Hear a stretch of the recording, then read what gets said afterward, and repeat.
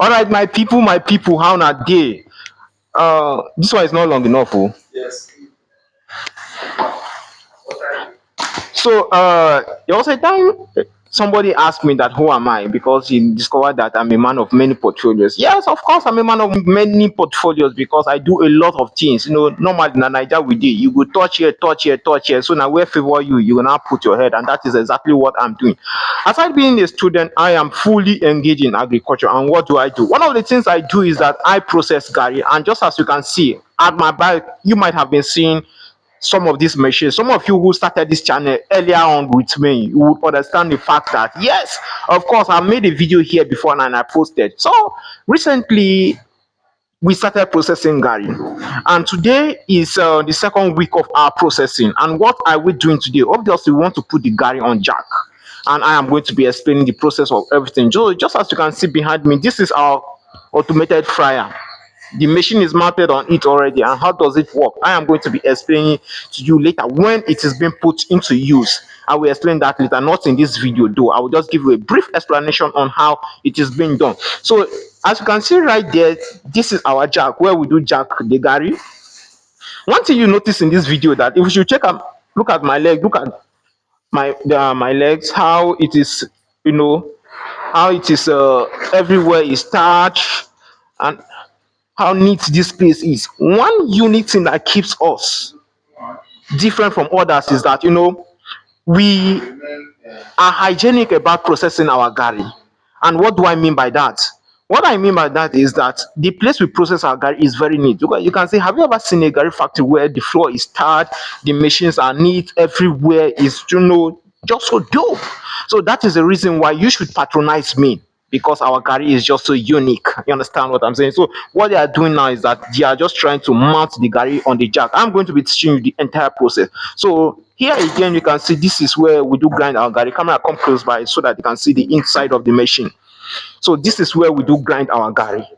You can see how neat it is. Immediately when we are done making use of this machine, we usually wash it. So you can see how neat inside is, and it is closed.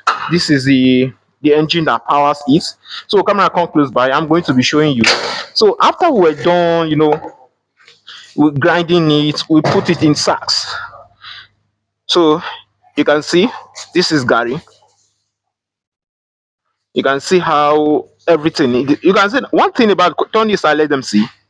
So across the other side, you can see that's my, my cassava and maize farm. So it's coming up drastically. You can see. So very soon I will start. So, but that is a story for another day. So you can see that. This net, we have double padded nets here. The outside is a kind of iron net that we call Boko Haram, and inside there is this soft net. So the outside, why it is protecting rodents and the flies and the lizard from coming in, this inner one is also protecting them. It's like a double padded. That's why we make sure that everywhere, even up, you can see that nets are covered everywhere to avoid flies coming in to come and perch on the gari you are eating. And that is why I told you that this place is very hygienic, and one of the reasons why you should patronize me. That's how I'm saying. So when we are done, this is almost a week. We left it here for a process called the fermentation process. Let's go inside so that I will explain it to them.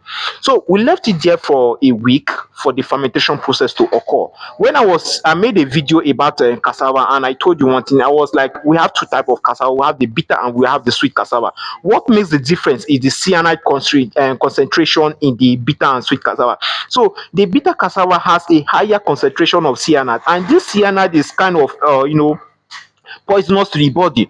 So one of the reasons why gari is being kept after grinding to fermentate after a particular number of days, between 5 to 7 or more days, is that fermentation helps the breaking down of this cyanide, this hydrogen cyanide in the gari.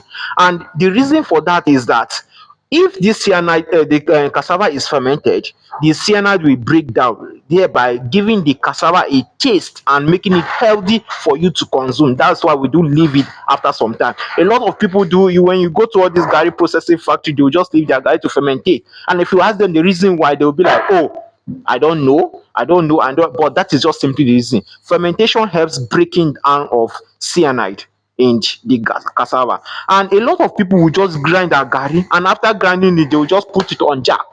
It is very, very dangerous. The reason being that the cyanide concentration in the gari will not be broken down through the process of fermentation. Hence, it will not make the gari healthy enough for humans to eat. So this is also the peeling machine, the automated peeler. Come, camera, come close by.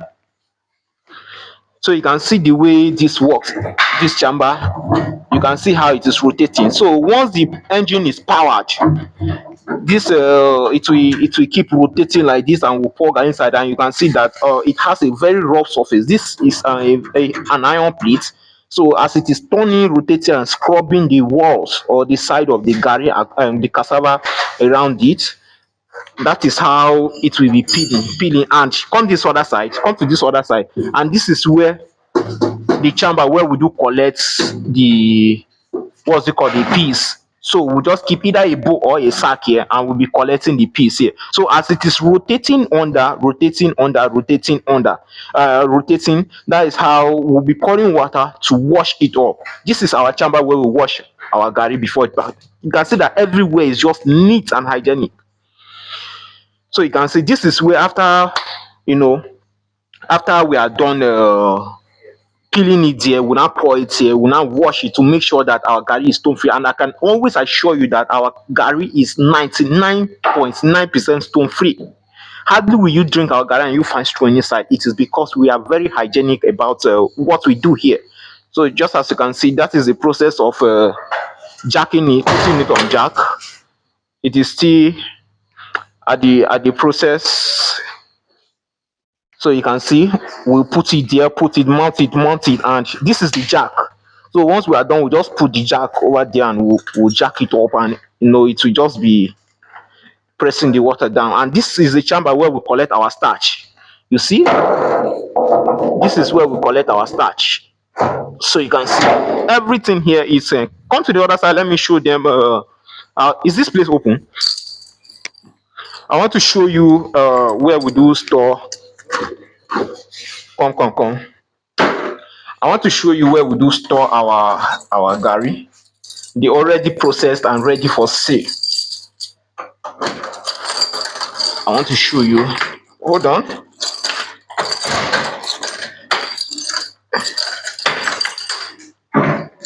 Yeah.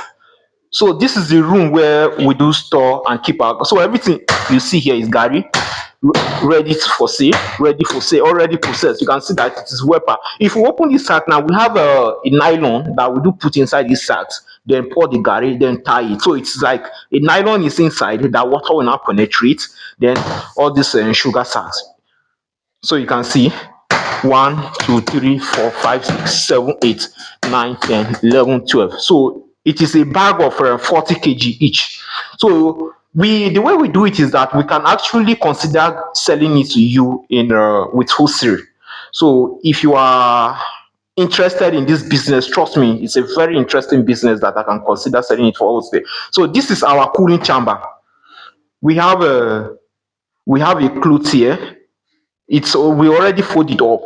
So we have a cloth here that will clean this place and put the clothes. So once they are done frying the gari, we'll just break it inside. We'll allow it here. And these windows will be open. We open this window, open the other one at the other side. So air will enter. With time now, we are working towards installing a fan here at the ceiling so that once it's done, the cooling will be taking place. So if I should open this window now, I discover that even these ones have double padded nets, not to allow flies enter inside as well.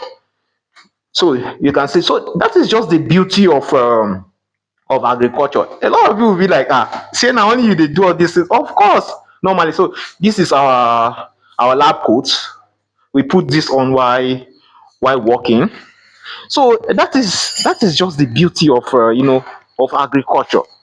We do all these things, and it's just so beautiful. So please, what I would want you to do, that please help me subscribe to my YouTube channel and help share this video, because a lot of people don't know that a place like this is in Ilorin here. Yes, of course, I'm in Ilorin, and I am also a student of the University of Ilorin. I'm studying agriculture. I'm just trying to round up my third year now, and in a couple of weeks I will be in 400 level, and this is what I do.